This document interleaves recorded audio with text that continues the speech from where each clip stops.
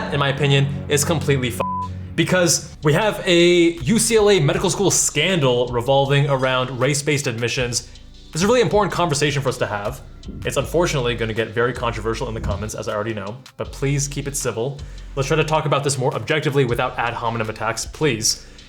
And unfortunately, this is, as with many things in today's world, highly politicized. So we're going to read two articles, one from the left, one from the right, because if you align with either one and you follow just one news source, you're going to get an incomplete picture. Both have issues. And as I said before on this channel and on my other channels as well, including Jabal and Cars right up here, where I tend to be very unfiltered, I don't think that if you align completely with a political party, that you're thinking clearly for yourself. I think you're actually outsourcing critical thinking and instead adopting an identity, a groupthink, because it is easier to have the in versus out group, us versus them, versus thinking each individual issue.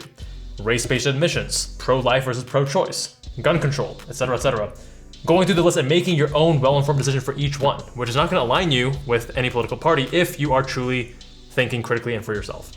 So with that little preamble out of the way, the first article that came out was from freebeacon.com, which is right-leaning. And they're saying, hey, UCLA Medical School was hit with whistleblower allegations that its admissions office has for years discriminated on the basis of race, which is in violation of California law. There's actually a few other states as well that don't allow race-based admission by holding Black and Latino applicants to lower standards than their white and Asian counterparts. Now this article expands, highlighting that the number of Asian matriculants have shrunk by almost 50% since 2018. And they're tying this to this new Dean of Admissions, Jennifer Lucero, who was hired in 2020. And a lot of these changes occurring after she was hired. Similarly, at the same time, matriculants from underserved areas nearly doubled as a percentage of the incoming class after she took the helm in 2020, rising from 34 to 56% for first-year students over 4 years. But I would say the most concerning thing is that there's a high rise in the failure rate of shelf exams. Shelf exams are the written portion of your assessment when it comes to your clinical rotation. So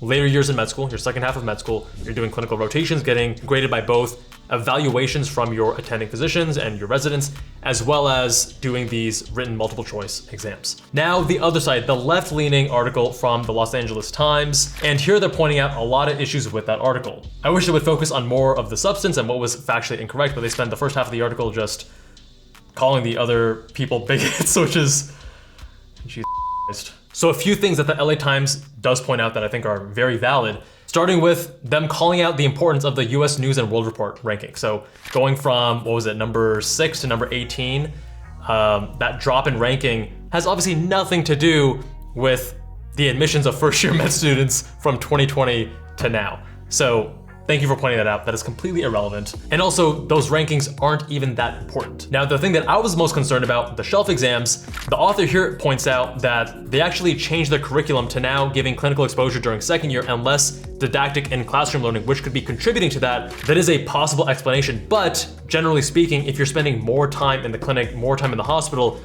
you shouldn't be doing that much worse on shelf exams, which fundamentally are still, I mean, it's clinical knowledge, but it's very clinically relevant. So as an example, some schools would take USMLE Step 1 after the third year rather than before the third year.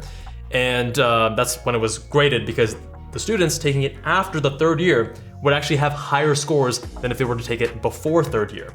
And that third year is when you are mostly learning in the clinic and in the hospital. So I'm not sure if I fully buy that. There might be other changes to the curriculum that are causing those issues though, or it could be the lowering of the standards. I'm not sure. Unfortunately, both articles are highly biased and highly untrustworthy. Now, one of the issues that I have with this article is, quote, by the way, the median grade point averages and scores on the medical college admission test, also known as the MCAT, of accepted applicants hasn't declined at all since 2020. The MCAT average in 2023 was the same as in 2020, and the GPA rose by a hair. There are a couple issues with that. Namely, first of all, the average isn't telling you everything. You can get more people on the lower end and more people on the higher end, and the average stays the same, right? The second thing is, if you actually look at the official AAMC data, the people who actually administer the test, nationally, GPAs and MCATs are trending upward since 2020. It's a general trend that med school is getting more and more competitive, so you need higher MCAT scores and higher GPAs. So if we look here, the oldest data is 2018-2019, the newest is 23-24. 511.2 going up to 511.7, and GPA 3.72 going up to 3.77. Trending upward. That's been a consistent trend, and some years are gonna go slightly down, slightly up, but it's a pretty consistent trend going up. So we've established that both of these articles have significant flaws. Anytime a publication or an author is highly biased, highly politicized, you can't take them seriously because they're gonna obfuscate the facts and try to just push their own agenda. So I just find that so frustrating in today's world. It's really hard to find quality information out there. But this does raise the important conversation of race-based admissions, affirmative action. Now I'll share with you my thought, my belief about affirmative action and race-based admissions. But first, let's talk about the pros and cons of each side. So those who are for affirmative action, race-based admissions, they point out that there are inequities with Black and Hispanic students. They don't have the same access to certain resources, quality of education, normally come from lower socioeconomic backgrounds, and that results in them not having the same levels of GPA and standardized tests to get into higher tier colleges and also into med school. Now there are definite costs to that because if you have all these doctors who are freshly being minted and none of them are Black and none of them are Hispanic, or a very, very small portion of them, then there are some cultural differences that are going to inhibit the quality of care that non-Black, non-Hispanic physicians are going to be able to provide in those communities. That is one very valid concern. On the other hand, imagine that the GPA and MCAT standards for white and Asian students are up here, and for Black and Hispanic are here. Now let's say you're white or Asian, and you're right here. You're well above the Black and Hispanic cutoff or average, but not quite the higher cutoff for white and Asians. Now you're gonna feel really frustrated that because you were born with the wrong color skin, you can't get accepted to whatever college or medical school. Also very valid. But I think one thing that has bothered me ever since I learned this, granted, back in my day, this stuff wasn't talked about as much. There weren't people making YouTube videos or articles about this to the level of clarity that we have now. I only learned about this literally in my second or third year of med school, that to get into college and to get into med school as an Asian person, South or East Asian, you need substantially higher GPA and MCAT. And that, in my opinion, is completely f***ed. Because if you want to make the point that Black and Hispanic students are subject to discrimination, racism, etc., America primarily white dominant, yada yada yada, how are you going to tell me that South and East Asians also aren't subject to racism? I am not white, and I have been subject to discrimination in my life. So to me, it seems very backwards that I would need to have a higher GPA and MCAT than even a white student, because I am South Asian, to have a fair chance of getting into whatever college or med school. That seems really backwards, and for whatever reason, we don't talk about Asian students in this process because, hey, they're doing well, they're thriving, they're succeeding, they're whatever. And that just is not right. I see people in the comments agreeing with me, saying, yeah, that's pretty weird, why don't we talk about Asians? But when it comes to the news articles, when it comes to the videos, how come I never hear about the cost on Asian students? Because if we look at the, again, official data, now the WMC actually hides some of their prior years, and I hear that based on some concerns about these kinds of issues, they've actually hidden some other data, which used to be far more useful. I remember in a prior year, this must have been about 2019, 2020, and hopefully someone actually has saved these PDFs that the WMC distributes. I remember that the GPA for Asian students was, for matriculants who are Asian, was maybe like 0.08 higher. That means going from a 3.7 to a 3.78 was the difference between white and Asian. And even for the MCAT, the Asians also needed higher scores, substantially, which is meaningful. That may not seem significant to you, but if you're actually studying for these tests, if you are a pre-med, you understand how significant those differences are. If we look here at official WMC data from 2023 to 2024, this is for matriculants, those who got accepted to med school. The total MCAT for Asians, 514.3. The average for white students, 512.4. A 2-point difference. That is massive. GPA, 3.83 for Asian and 3.80 for white. Now the magnitude difference year to year is gonna change, but consistently, you're gonna see the MCAT and GPA higher for Asian versus white students. And that's something that I just haven't seen a even remotely valid counter argument for. That is completely backwards. Now for those who aren't pre-meds or med students and don't understand what these scores mean, let me tell you percentiles.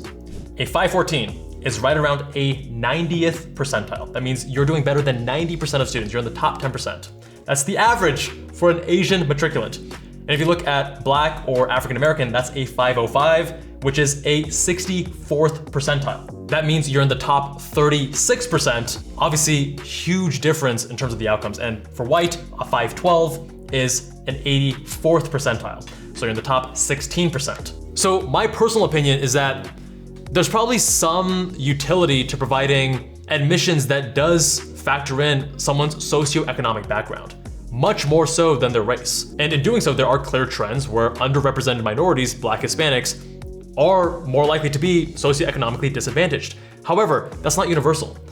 And I think that's one of the huge problems that I see. And this is a viewpoint that I've held probably since the end of college because of, well, I can remember one instance, one story that really shaped my beliefs around this, which was that we were all getting our acceptances and our decisions, and an acquaintance of mine got acceptance to a prestigious university, and he actually got full scholarship there too. Kudos to him.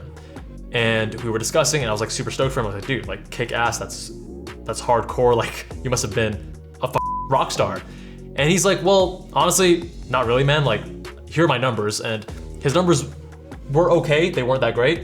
And he told me in his own words, he's like, honestly, I think I got it because I'm Black. And he's half Black, half white, but actually he told me he was a third Black according to his 23andMe.